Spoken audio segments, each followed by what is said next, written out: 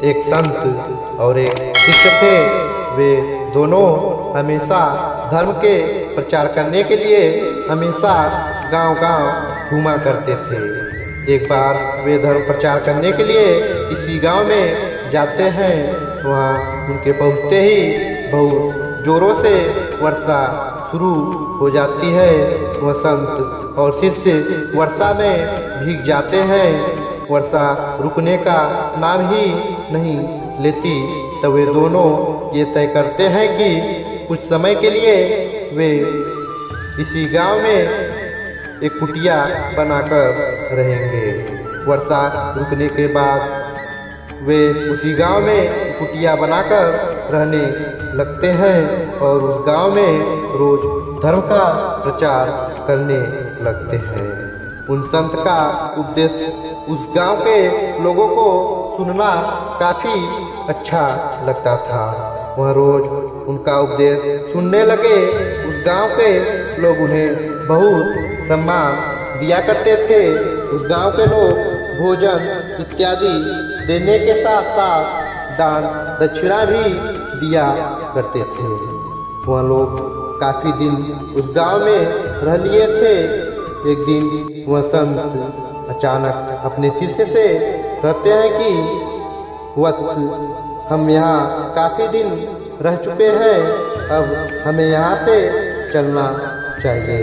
यह सुन वह शिष्य कहता है कि परंतु क्यों गुरुदेव, यहाँ कितना अच्छा है, यहाँ के लोग हमें कितना मान सम्मान देते हैं और यहाँ तो बहुत चढ़ावा आता है, क्यों ना कुछ दिन यहाँ और रहा जाए और उसके बाद हम लोग चलेंगे, तब तक और चढ़ावा इकट्ठा हो जाएगा।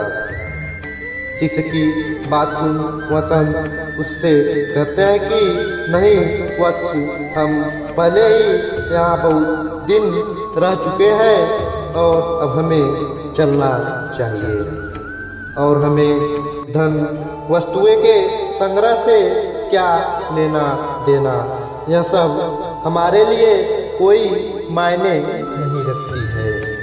न हमारे भीतर इसके लिए कोई मोह होना चाहिए।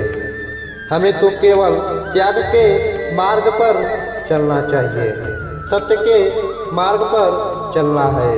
धन से कोई मतलब नहीं है। इतना कहकर वो संत गुरु शिष्य से कहते हैं कि हम यहाँ से कुछ नहीं ले जाएंगे, जो कुछ भी है इसी जगह छोड़ दो और खाली हाथ चलो। गुरु का आदेश सुनकर वह शिष्य ने जो भी कुछ भी अपने पास एकत्र किया था सब कुछ वहीं उस कुटिया में छोड़ दिया। उसका मन तो था कि वह सब ले जाए, लेकिन गुरु की आज्ञा मानकर उनका अनादर नहीं कर सकता था। परंतु फिर भी जाते जाते उसने गुरुजी से छुपकर कुछ सिक्के अपनी झोली में रख लिया। आगे जाते ही उन्हें मार्ग में एक नदी मिलती है। दरअसल वह जिस गांव में जाना चाहते थे उसे एक नदी पार करके जाना पड़ता था। जब वह नदी के तट पर पहुँचे तो वहाँ एक नाव वाला उपस्थित था। उस नाव वाले ने संत से कहा कि यदि आप इस नदी को पार करना चाहते हैं तो मैं आपको पार करवा सकता हूँ, लेकिन मैं नदी पार करने के 2 रुपए लेता हूँ। आप लोग साधु महात्मा है आपसे, इसलिए मैं 1-1 रुपया ही लूँगा और नदी पार करवा दूँगा। उन संत शिष्य के पास पैसे नहीं थे, इसलिए उन्होंने उस नाविक से कुछ नहीं कहा और वहीं पर आसन लगाकर बैठ गए। परंतु वह बिना गुरु आज्ञा के वह निकाल नहीं सकता था और न ही उन्हें कुछ बोल सकता था। उसे डर था कि कहीं गुरुदेव उसे डांटे ना, और इसलिए उसने वो सिक्के नहीं दिए और वह भी गुरुजी के साथ बैठ गया। यह देखने के लिए बिना पैसे के गुरुदेव नदी कैसे पार करेंगे। परंतु वह संत गुरुदेव यह सोचकर आसन लगाकर बैठे थे कि शायद वह नाव वाला स्वयं से ही उन्हें बिना पैसे के नदी पार करवाने के लिए मान जाएगा, या फिर उनका कोई भक्त आकर उन्हें दान दक्षिणा दे दे ताकि वे उस नाव वाले को भुगतान कर सके। परंतु ना तो कोई भक्त आता और ना ही अब तक नाव वाले ने कुछ कहा था। संत और शिष्य को उस नदी के तट पर बैठे बैठे शाम हो गई थी। वह प्रतीक्षा कर रहे थे कि शायद कोई सहायता मिल जाए, लेकिन गुरुजी का ना तो कोई शिष्य आया और ना ही नाव वाले ने बिना पैसे के नदी पार करवाने के लिए राजी हुआ। अंधेरा होने लगा था कि लेकिन वह अब तक बैठे ही हुए थे, तभी नाव वाला उन्हें डराते हुए कहता है कि महात्मा, अब यहाँ अंधेरा होने लगा है, यूं इस तरह रात में यहाँ रुकना खतरे से खाली नहीं है। आप लोगों को यहाँ से चलना चाहिए।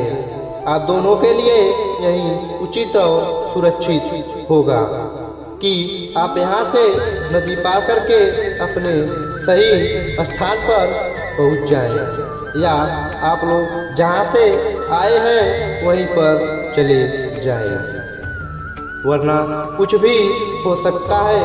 मैं भी रात में अपनी नाव लेकर यहाँ से लौट जाऊँगा।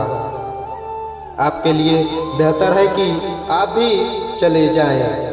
उस नाविक के मुंह से जैसे ही शिष्य खतरे का नाम सुनता है, वह डर जाता है और घबराकर तुरंत अपनी झोली से सिक्के लेकर नाव वाले को दे देता है और कहता है कि जल्दी से हमें नदी पार करवा दीजिए। सिक्के लेकर वह उन्हें अपनी नाव में बैठा लेता है और नदी पार करवा देता है। नदी पार करने के बाद संत गुरु शिष्य से पूछते हैं कि तुमने गांव का चढ़ावा क्यों ले लिया? मैंने तुम्हें सब कुछ छोड़ने के लिए कहा था, फिर भी तुमने मेरी बात नहीं सुनी, क्यों? तब वह शिष्य कहता है कि गुरुजी, यदि वह सिक्के मेरी झोली में ना होते तो हम दोनों कष्ट में पड़ जाते। रात का समय है, कुछ भी हो सकता था। इन्हीं सिक्कों ने हमारी रक्षा की है। शिष्य की बात सुन संत मुस्कुराने लगते हैं और कहते हैं कि वत्स, जब तक यह सिक्के तुम्हारी झोली में थे तब तक हम कष्ट में ही थे, और जैसे ही तुमने उन्हें बाहर निकाला हमारा काम बन गया। यही मैं तुम्हें समझा रहा था कि त्याग में ही सुख है। तुमने सिक्कों का त्याग कर दिया, उसका परिणाम तुम्हारे सामने है। यह कहकर संत ने बाकी के सिक्के गरीब को दान कर दिए और आगे चले गए। दोस्तों, आपने इस कहानी से क्या सीखा, हमें कमेंट बॉक्स में कमेंट करके जरूर बताएं, और साथ ही हमारे चैनल को सब्सक्राइब करना ना भूलें। धन्यवाद।